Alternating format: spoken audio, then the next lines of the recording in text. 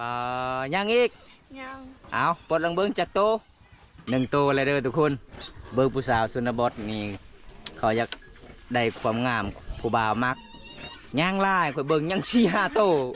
ปลดเองจากโตน่ะข่อยนับลังเบิ้งตอนนี้ฮอดเวลา6 โมงได้ไผๆก็อยากอาบน้ำเจ้าก็ยังสิใส่อบผิวอบหยังเอาเปละให้งามให้งามมันบ่งามดอกเวลาจะออกให้ออกส่วนมันก็ทาหน้าดำเบิดป้า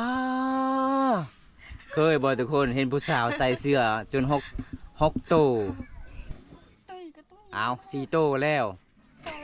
ยังอีกทุกคนเลยภาพเพื่อนของน้องเบิ่งพี่น้องกันฝนตกนี่แล้วเลยเด้อทุกคนเลยอยู่บ่ได้เลยเบิ่งพี่น้องเพื่อนของน้องเนี่ยคันฝนตกนี่แล้วเลยเด้อทุกคนไปเมื่อไรก็ยังบ่ทันได้แล้ว1 2 3 4 5 6อันนี้คือเงินไอฮักเพื่อนผากมาเด้อเป็นห่วงเจ้ามันขับใจคอยพุ่นขับใจไอฮักพุ่นขอบใจเอาว้าวแล้วไหม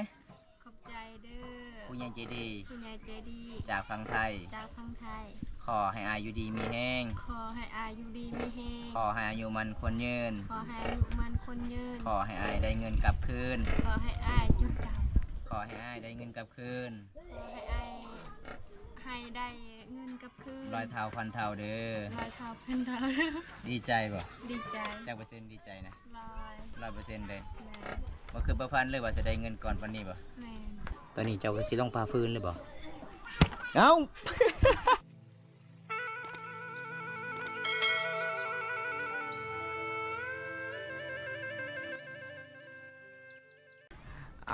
กับสวัสดีทุกคนสวัสดีบริการยำแรงทุกคนเลยเมื่อนี้บอมตากะอยู่ที่หมู่บ้านคนสีทุกคนนะบอมตากะจัดให้ตามคำขอคุณยังจะดีจากประเทศไทยบอมตากะไปเยี่ยมไปยามน้องสุกสาวลาวเพื่อนเบิ้งนี่คลิป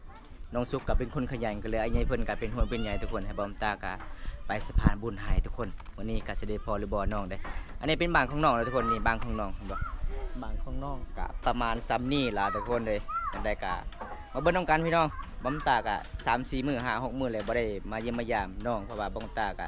เสียหญ้ามันสำปะหลังก็เลยมื้อนี้ก็จัดให้ตามคำขออายหักจากฝั่งไทยทุกคนไปกันกันเลยพี่น้องนี่ก็คือสภาพเพื่อนของน้องเบิ่งพี่น้อง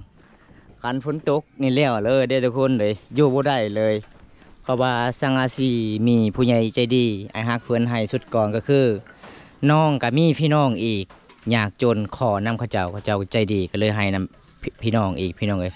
มื่อนี้กะไปเยี่ยมไปยามน้องคือเก่าเคือนสารบ้านซองน้องประมาณ10 นี้เลยเพราะว่าน้องเป็นคนขยันหาอยู่หากินดำรงชีวิตหาปูหาป่าไปล่าป่าก็เก่งเลยทุกคนน้องอยู่เรือนอยู่บ่อเคือนไปเยี่ยมไปยามน้องก่อน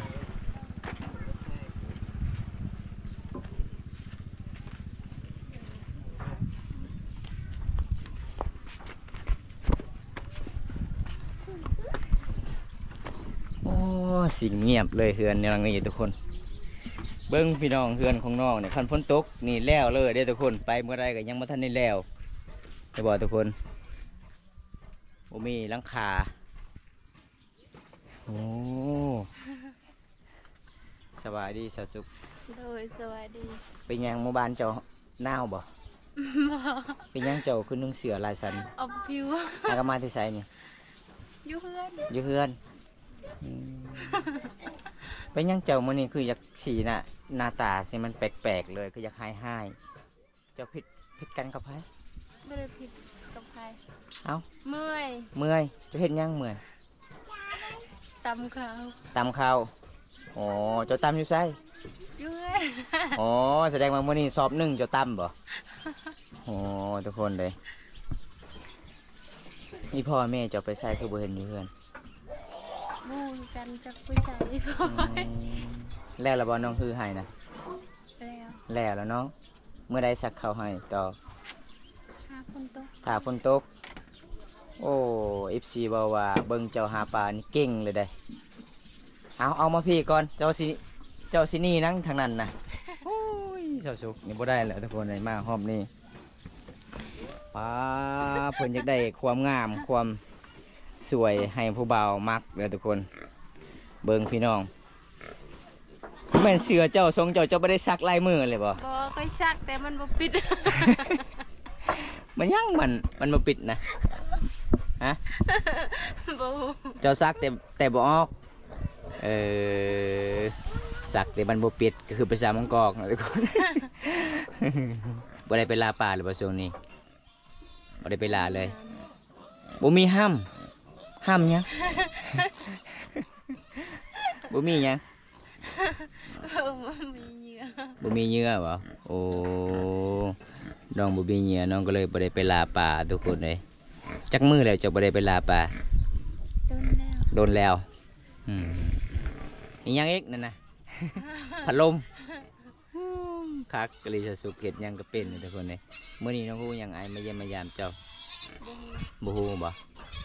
มีเจ้าหน้าที่อยากจับเจ้า เขาบอกว่าเจ้าคือให้หน้าดำหมดขยันเนาะเจ้าเวลาคือให้ด่าหน้าตาจนดำเนาะปลาเห็ดหอยปานนันเลยว่าแม่นเจ้าท่าเองว่าให้คือซื่อๆบ่สุกจะเอาดำแล้วก็ท่าคือชาวบ้านว่าโอ้สาวสุกนี่ดุได้ไปคือให้นี่เก่งได้ ค่อยบ่ได้ทา เจ้าบ่ได้ท่ามันเป็นเองมันเลย แม่ หลังจากนั้นก็แล้วเนาะน้องคือให้เนาะเอาทุกคนมื้อนี้ก็ได้พ่อน้องเบิ้งหมู่ของน้องนี่อยากกินห้ามเลยทุกคนเลยอยากกินห้ามน้องกับบ่มีข้าวเนาะบ่มีข้าวจักซี่เนาะตอนนี้บำตาก็จัดให้ตามคำขอผู้ใหญ่ใจดีจากประเทศไทยทุกคนเป็นน่าสงสารน้องกับเป็นครอบครัวที่ยากจนเป็นสารบ้านซองน้องกับประมาณซ้ำนี้เลยทุกคนเลยโอ้เจ้าบ่ได้ปลดเลยเสือปลดแล้วแม่เสือเจ้าน่ะเดี๋ยวค่อยก็ฮ้อนคือกันเด้ โอ้มันค่ำอะไรสุกๆเลยซ้ำเกาหลีเนาะ ดำเลย ซ้ำประเทศเกาหลีเลยทุกคนเพิ่นใส่เสื้อนี่มีลายสันมีลายโตเลย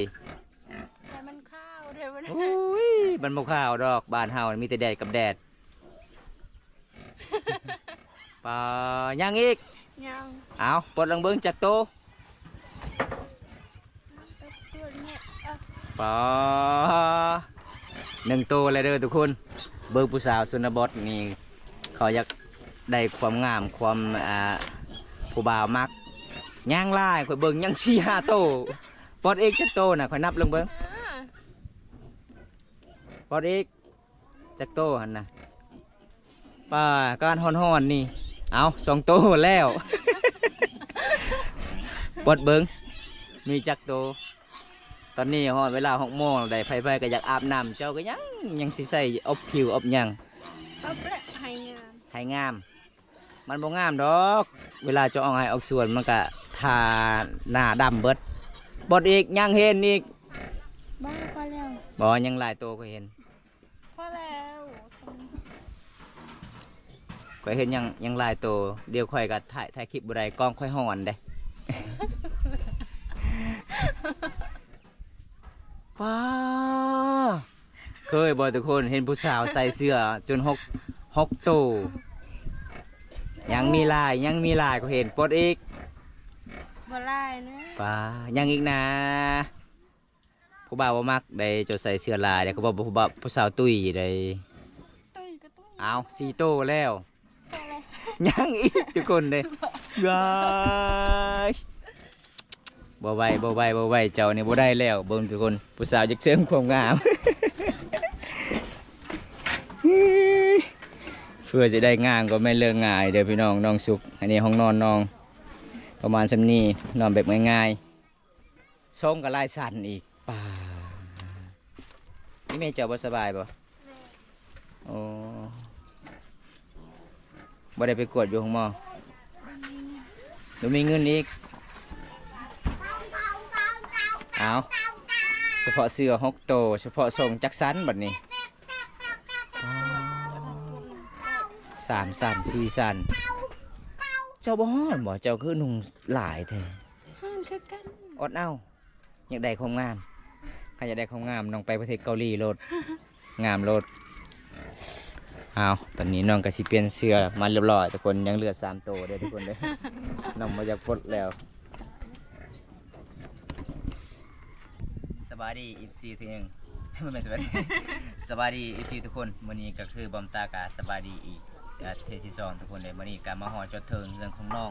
เมืองเฮือนสานบ้านซองน้องก็โอ้ยก็สิฮอดหน้าฝนทุกคนเลยมื้อนี้บอมตาก็จัดให้ตามคำขอผู้ใหญ่ใจดีจากประเทศไทยบอมตาก็ดีใจหลายพี่น้องไปสะพานบุญมื้อนี้ก็ละลายหมู่บ้านมี4หมู่บ้านทุกคนเลยมื้อนี้บอมตาก็ไปสะพานบุญให้ก็คือน้องสาวสุขอันใหญ่เพิ่นเห็นคลิปแล้วก็เป็นน่าสงสารก็เลยมื้อนี้บอมตาก็จัดให้ตามคำขอทุกคนบอมตาก็สิมอบเงินให้น้องขอให้น้องซื้อเกลือซื้อเป็นนัวเราทุกคนเลยเงินผู้ใหญ่ใจดีพังมา1 2 3 4 5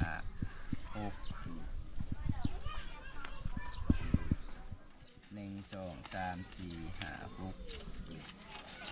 อันนี้คือเงินไอฮักเพื่อนผากมาเด้อเป็นห่วงเจ้ามันขอบใจคอยพุ่นขอบใจไอฮักพุ่น ขอบใจ เอาเว้าแล้วไหม ขอบใจเด้อ ผู้ใหญ่ใจดี คุณยายใจดี จากฝั่งไทย จากฝั่งไทย ขอให้อายุดีมีแห้ง ขอให้อายุดีมีแฮง ขอให้อายุมันคนยืน ขอให้อายุมันคนยืน ขอให้อายได้เงินกลับคืน ขอให้อายจุดเก่า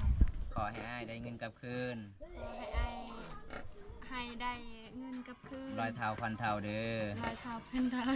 ดีใจบ่ ดีใจ จากเปอร์เซ็นต์ดีใจนะ ร้อย 100%เลย แม่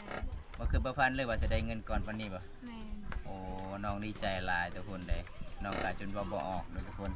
ออมตากามามอบมือน้องแล้ววันนี้ก็ขอบคุณอีกทีหนึงคุณยังจะดีจากฝั่งไทยก็ขอให้อายุดีมีแห่งขอให้ร่ำให้รวยขอให้อายุมันควรยืนแต่นี้ต่อไปขอให้อายให้เหลือสิ่งใดก็ขอให้ปลอดภัยขอให้อายได้เงินกลับคืนร้อยเท่าพันเท่าเด้อทุกคนในออมตาก็ดีใจหลายพี่น้องได้ทำบุญพร้อมกันทุกคนเป็นได้สะสุกดีใจบ่ ดีใจ ก็คือประพันธ์เลยว่าจะได้เงิน แม่ ไอายฮักเพื่อนฝากมาโอ้น้องในฟันหยังคืนหนึ่งได้เคยได้เงินหลายแท้ บ่ได้ฟันยัง ไม่ได้ฟันหยังเลยอ๋อแสดงว่าเมื่อคืนนี่ก็คือนอนรับอย่างเดียวเลย แม่ โอ้ทุกคนเลยมันจะลงผู้บ่าวเมื่อคืนนี่บ่ บ่ บ่เลย บ่มีผู้บ่าว บ่มีผู้บ่าวโอ้เจ้าจะเป็นตัวเอลซีเลย บ่บ่มีลีเลย เอาทุกคนหลังจากได้เงินแล้วก็คือน้องยังซื้อหยัง ซื้อยา ช่วยยาให้แม่บ่สบายจากมือแล้ว ให้มือ ลายมือแล้วบ่มีเงินอยากไปกวดอยู่ห้องหมอเลย แม่ น้ำหยังคือสีขาวๆเนี่ยน้ำกินบ่ บ่แม่น น้ำหยังฮะน้ำอะไรหยังน้ำมั่วโอ้น้ำมั่วทุกคนภาษามังกรก็น้ำมั่วเนาะ แม่ โอ้ภาษาลาวก็น้ำมั่วน้ำที่เขาเจ้ามาเข่าทุกคนตอนนี้น้องสิเห็นยังต่อ ตาเนี่ย ผ่าฟื้น แม่ โอ้ยสาวสุกนี่มือได้กับเบาลาวยังบ่เก่งทุกคนเลยผ่าฟื้นกับบ่เป็นแต่ดาเนี่ยกันแต่ดาเตี้ยได้บัดนี้เด้ เอาตอนนี้ก็คือน้องก็ดีใจหลายน้องก็จนว่าบ่ออกพี่น้องบอมตาก็ดีใจหลายไปสถานบุญให้อายหักจากประเทศไทยช่วยเหลือครอบครัวที่ยากจนในเขตชนบทบ้านเฮาหลายๆคนหลายๆครอบครัวเลยพี่น้องเมื่อนี้บอมตาเดินทางมี4หมู่บ้านทุกคนเลยตอนนี้บอมตามาหาน้องก็คือมากระซิบคำๆแน่เพราะว่าบอมตาก็ไปหลายๆหมู่บ้านพอติดต่อน้องก็บ่ค่อยมีสัญญาณติดต่อบ่ได้ทุกคนเลยหมู่บ้านเจ้ายากนี่เนาะสัญญาณบ่ค่อยมีเลยทุกคนตอนนี้เจ้าก็สิลงพาฟื้นเลยบ่โอ้ไปเบิ่งวิถีชีวิตน้องพาฟื้นก่อนทุกคนเอาตอนนี้น้องกาสีเอาไว้เงินก่อนเพื่อนสารบ้านซองน้องกับประมาณสำนี้เด้อทุกคนเลยสาวสุกจะเอาพืชเนี่ยมันแม่นเพื่อนเจ้าล่มเลยบ่ เบิ้งทุกคนเลยสาวเพื่อนของน้องนี่เป็นตาหยานหลายเบิ้งนี่พี่น้องเห็นบ่มากระสีป้าปวกเขาลายเลยทุกคนนี่เห็นบ่เพื่อนของน้องกับประมาณสำนี้นะทุกคนคันฝนตกอีกลายเดือนนี่ก็สีลมแน่นอนมันสิเป็นเงี้ยงๆอันนี้เป็นพื้นเขตชนบทบางเขาเจ้าเอาไว้เนื่องข่าวเป่าไฟอันนี้เป็นกกยังบ่งเนี่ยเขาเจ้าคูดเปลือกยังบ่งแล้วเขาเจ้าก็ต้องฝ่าพี่น้องเลยฝ่าแล้วขึ้นสารดังไฟอ๋อเฮือนทางนี้ก็เป็นปองมันเลย มันก็สีลมทางนี้ทุกคนเฮือนน้องเห็นบ่มันสิลมเงียงทางนี้แต่บ้านเฮาก็ชีวิตเฮาเกิดมาเลือกบ่ได้ทุกคน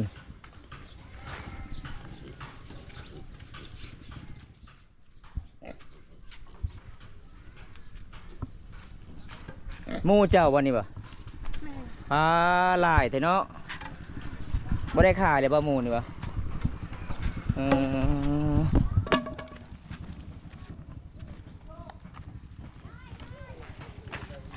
จะฟ้าพื้นเป็นบ่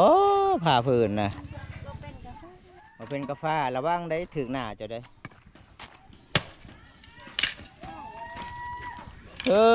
ยบ่แม่นแล้วจะฟ้าพื้นมื้อนี้นะสามแม่ฟ้าพื้นเบิ่งปะๆเลยโอ้เป็นคือกันเด้อทุกคนเลยข้างนอกเสียงมันดังปักปักเอาวิธีชีวิตสาวลาวเขตชนบทสุมพาบรูมังกรทุกคนอันนี้คือน้องสาวสุขเพิ่นกะคนที่ลาป่าเก่งลาป่าจับป่าเอามุงย้อนมื้อนี้น้องบ่มีเหงื่อไปน้องก็เลยบ่ได้ไปทุกคน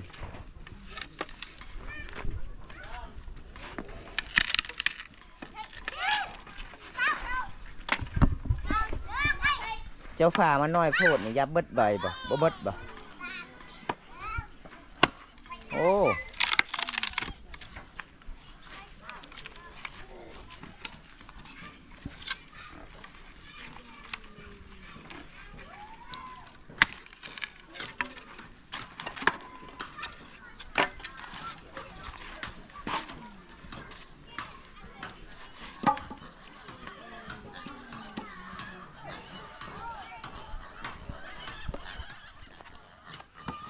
น้องได้ไม้มาที่ไซนี่น่ะตัดเอาบ่ อันนี้ ไม้ยัง ในโดง ไม้โบง ทั้ง ไม้ยังโบงโอ้ไม้ยังโบงว่าไม้โบงถ้าบ่มีไม้ยังโบงต้องไปตัดแล้วเนาะตัดตากให้มันแห้งแล้วก็เฮ็ดฟืนดังไฟทุกคน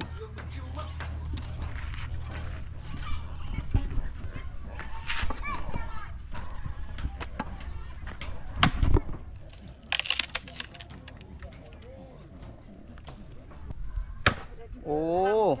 บ่ได้เจ็บมือบ่โอ้ระวังได้มันหลุดใส่คอยเลยน้องเอ้ยโอ้คักเนาะเบิ่งเพิ่นเหยียบนี่ถนัดเลยเด้อทุกคนโอ้มันก็คือไม้อันนั้นเนาะไม้กระไรเนาะ ไม้อันนี้เฮาฝ่ามันยากทุกคนบ่คือไม้ตัวนี้ทุกคนเลยบัดนี้โอ้แม่นขนาดเลยเด้อทุกคนเหยียบเลยดึงขึ้นเอา เบิ่งทุกคนเฮ็ดดีเด้อเจ้าคือแบบใหญ่สำนีเวลาเขาดังมันก็สุดไว้สุดยากเลยเวลาจะพาพื้นน้อยๆมันเวลาเขาดังมันสุดไว้เลยมันไหม้ไวขนาดเลย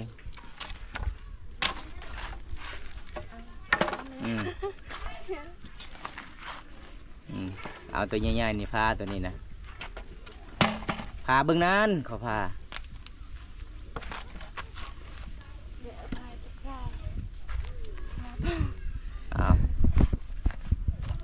อ้าวแล้ววัดนี่ ใครคือถ่ายปูอัน เรียกทางมาทาง นี่ยังเขา เก้าก็แต่ เขาอยากซื้อทอง อยากซื้อจูบ โอ้ซื้อไอายเจ้าทอง แม่ โอ้เขาคิดว่าเขาอยากซื้อทอง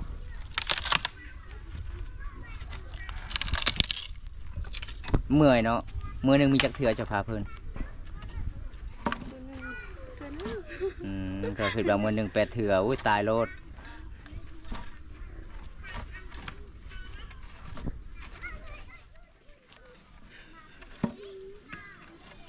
ไม่มันคดนี่ยากเนาะ แม่ คันไม้ซื้อนี่คักเด้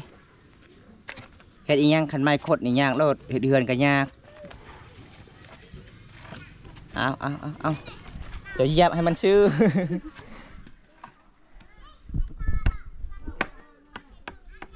อุ้ย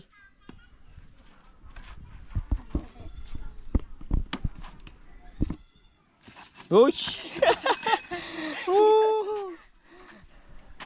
บ่ได้เด้อสะสุกเอ้ยจะเฮ็ดบ่เป็นแล้วบ่ได้เด้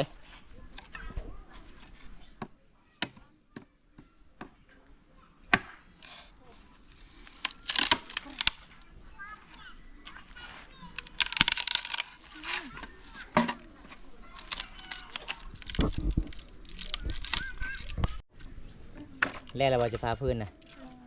ไวคือกันเนาะเวลาอยู่ทุกคนตอนนี้น้องกัดสิแซมให้เป็นระเบียบเรียบร้อยถ้าบ่ได้แซมเฮาก็จับ ลายเอาขึ้นยากหอดเหือนหอดสารเวลาน้องก็จัดเป็นระเบียบหอยเวลาเขาจับขึ้นเหือนมันก็ง่ายเลยทุกคนมันบ่ตกบ่เฮียไปตอนนี้ก็คือน้องก็สิขึ้นเหือนขึ้นสารเลยทุกคนเอา